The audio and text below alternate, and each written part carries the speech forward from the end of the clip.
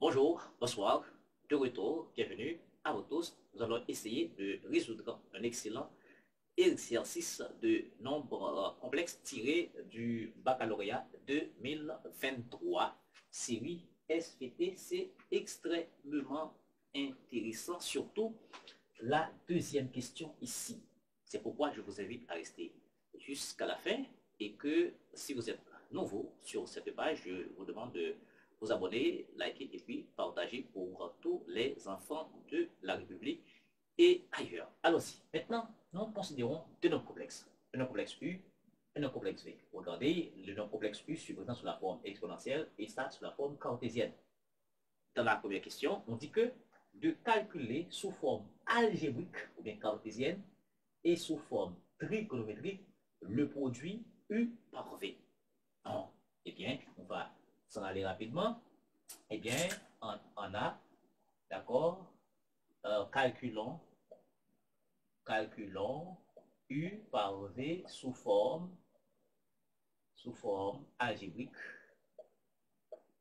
d'accord, puis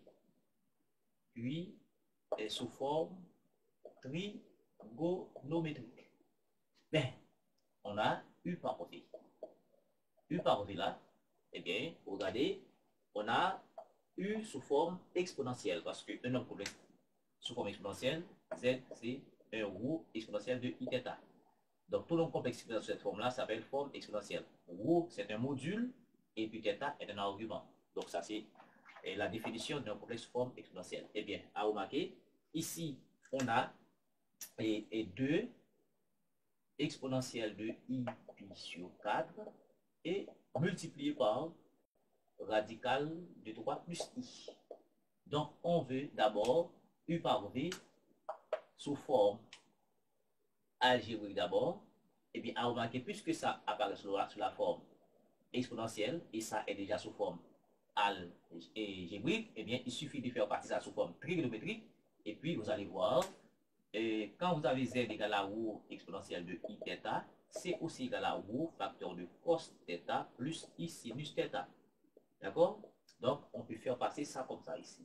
Donc, ça va faire 2 facteurs de cosinus pi sur 4 plus I sinus pi sur 4 et facteur de radical de 3 plus I.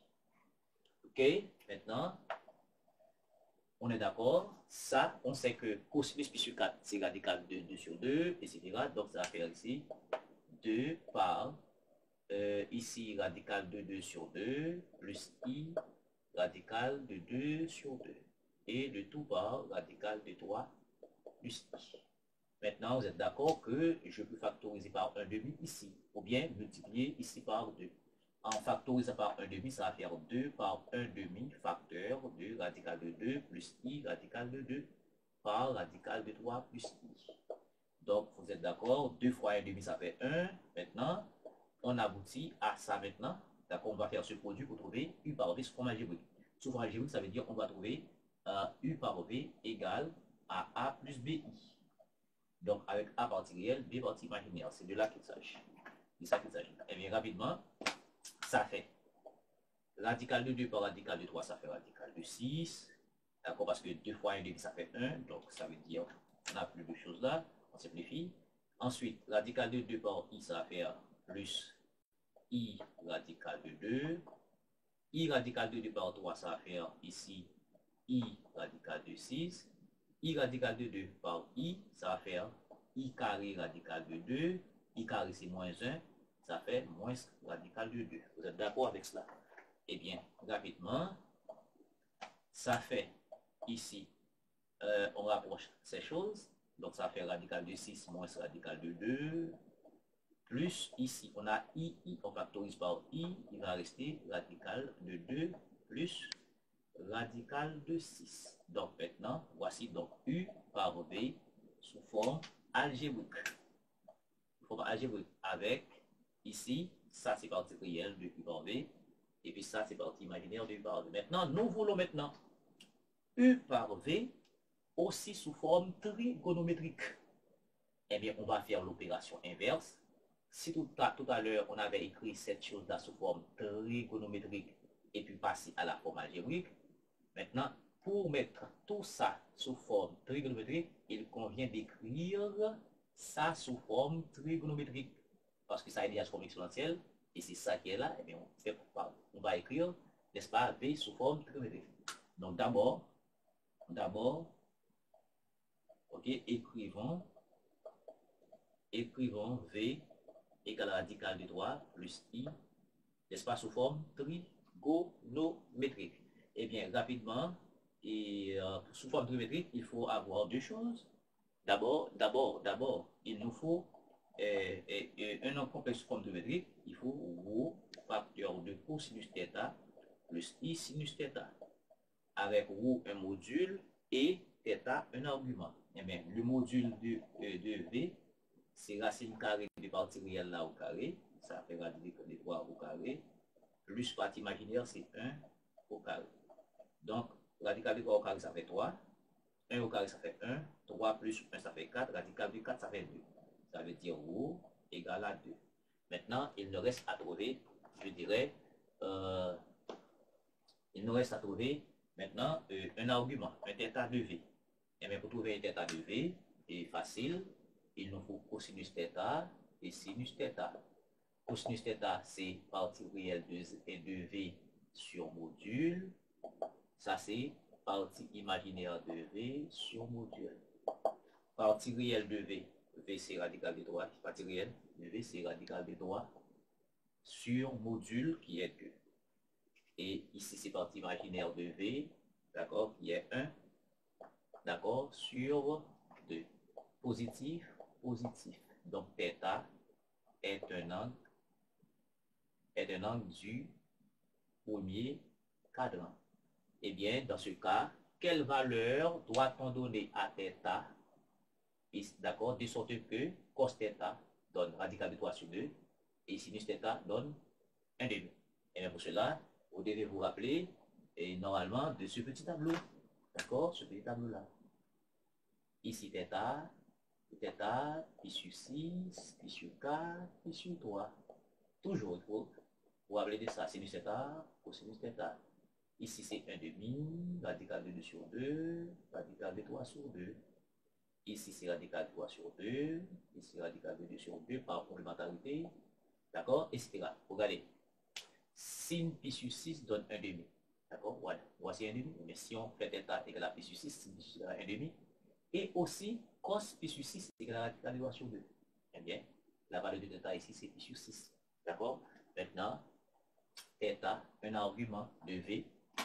Un argument de V. Donc, θ égale à argument de V égale à pi sur 6 modulo de pi. D'accord. Et bien, dans ce cas, V s'écrit rho qui est égal à 2 racine et par cosinus pi sur 6 plus I sin pi sur 6. D'accord. Voilà V sous forme trigonométrique. Et dire V sous forme trigonométrique, c'est dire V égale à 2 exponentielle de I pi sur 6. Voyez. Voilà. Et puis, rapidement, on veut quoi? On veut le produit U par V sous forme numérique. D'où U par V sous forme trigonométrique. Sous forme trigonométrique, U était quoi? U c'était 2 par cosinus pi sur 4, rappelez-vous, plus I sinus pi sur 4. Et puis maintenant, V, c'est 2, d'accord, c'est 2 par cosinus pi sur 6, plus I sin pi sur 6. D'accord? Voilà. Eh bien, pour faire le produit de deux nombres complexes sous forme trigonométrique, bon, c'est plus simple avec la forme exponentielle, si vous voulez. Je peux dire 2 exponentielle, alors c'est pi sur 4, 2 exponentielle de I pi sur 4, plus, d'accord, et par 2 exponentielle de I pi sur 6. Donc 2 fois 2, ça fait 4, c'est plus facile, ça fait 4. Et puis, exponentielle, on additionne ça, ces choses-là. Pi sur 4 plus pi sur 6, ça fait 5 pi sur 12. Donc ça fait I 5 pi sur 12.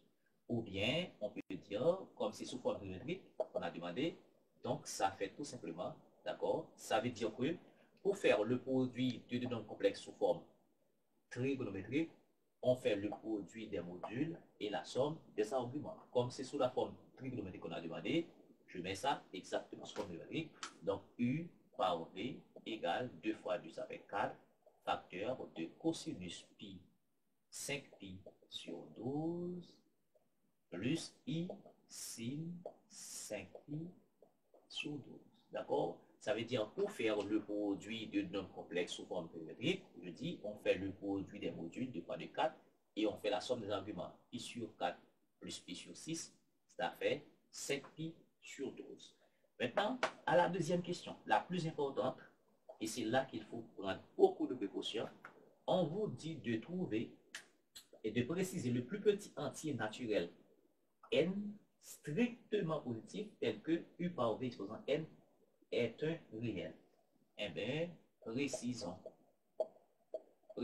un n strictement positif tel que, d'accord, U multiplié par V exposant n est un nombre réel. Mais à quelles conditions un nombre complexe est un nombre réel? Eh bien, U par V exposant n est un réel, d'accord, est un réel si partie imaginaire de U par V exposant n égale à 0. C'est la condition. Et bien pour cela, on a déjà U par V, d'accord, U par V sous forme de trigonométrique, on va passer à U exposant n.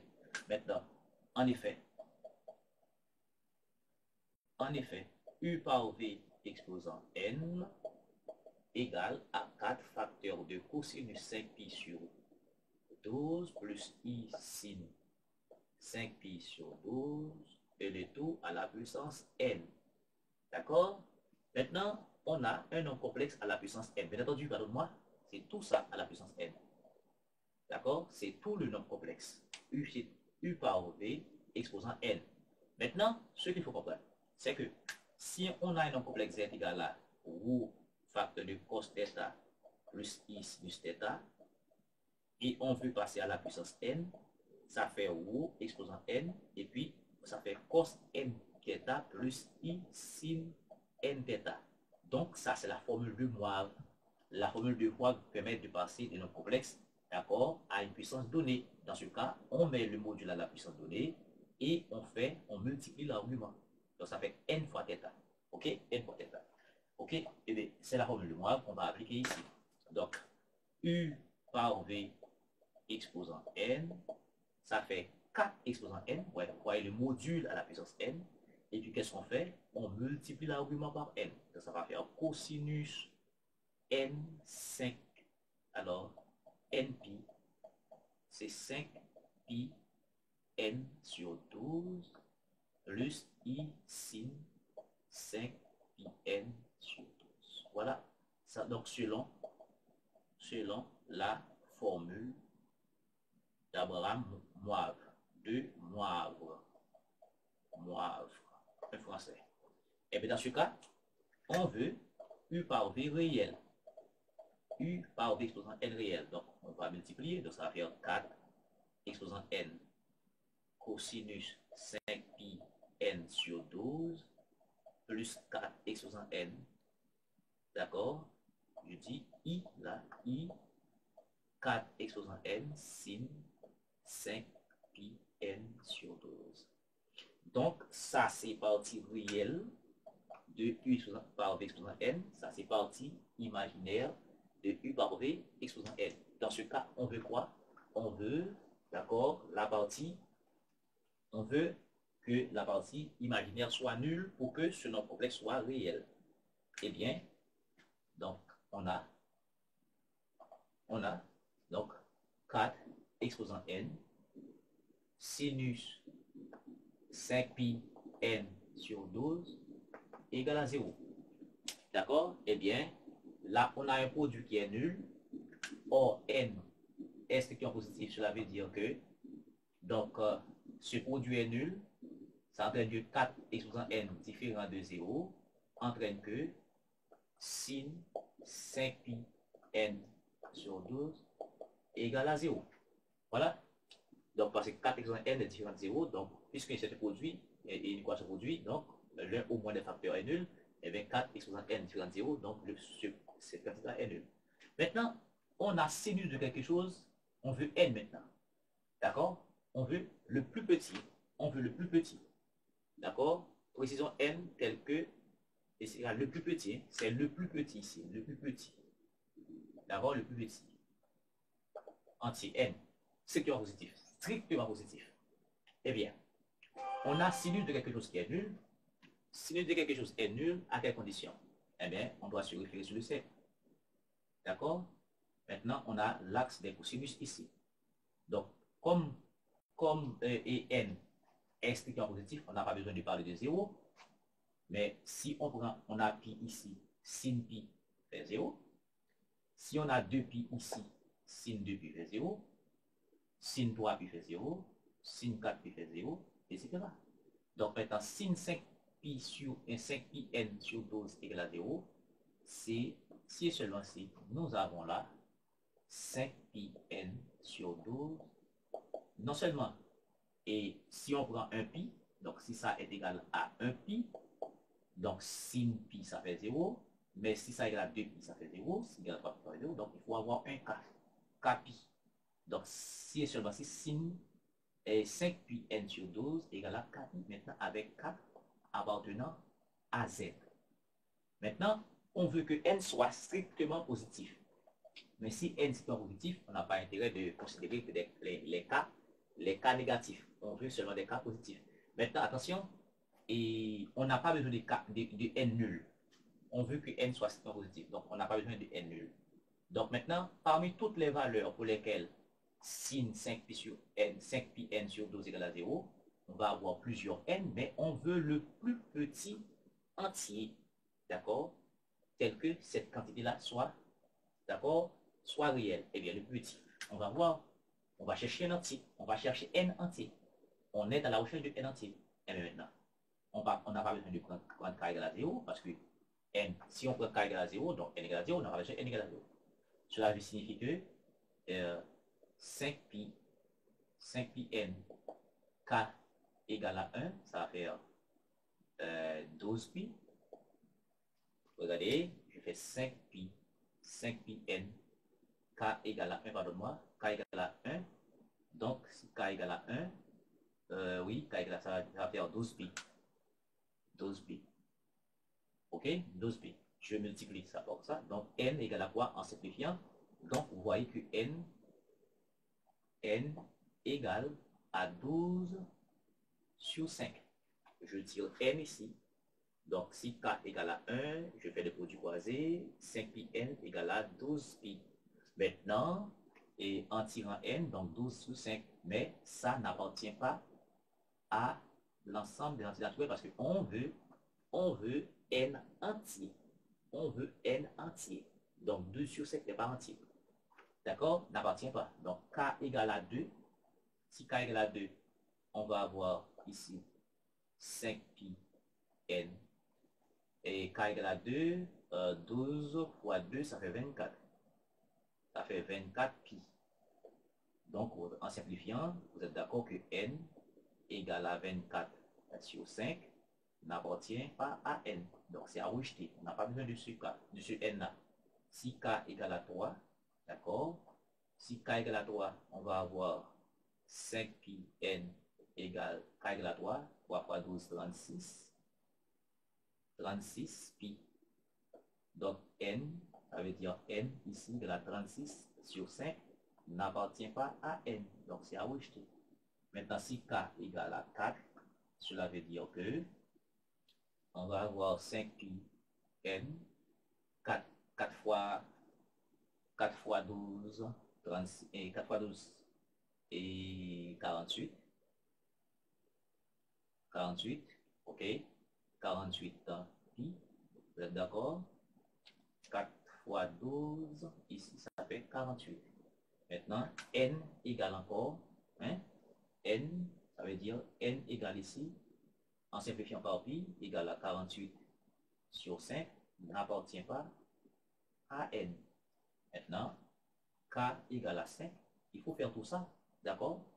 Il faut faire tout ça si on veut être sûr, cela veut dire que K égale à 5. K égale à 5. Si K égale à 5, cela veut dire que ici, 5 pi n, K égale à 5. Ici, K égale à 5. 12 fois 5, ça fait 60. Ça fait 60 pi. En simplifiant par pi, n égale à 60 divisé par 5. Donc, ça veut dire que n égale à 12. Donc, 12 est un entier. Le plus petit entier, on est arrivé. Le plus petit entier. Donc, ça appartient à n. On trouve le plus petit entier. Tout à l'heure, on a trouvé des nombres à virgule, des fractions, etc. qui n'étaient pas entiers. Maintenant, on arrive à un entier, le plus petit entier, tel que, d'accord, cette quantité soit égale à 0. Ça veut dire que le nombre complexe u par v exposant n, d'accord, est réel. Eh bien, ça veut dire on peut trouver d'autres entiers, d'accord? On peut trouver d'autres entiers pour lesquels sin 5 pi sur 12 égale à 0, mais on veut le plus petit. On arrive au plus petit. Donc, c'est OK. Donc, pour n égale à 12, on a u par v exposant n est réel. Est réel et c'est donc le plus petit entier. Et c'est donc le plus petit entier. Merci.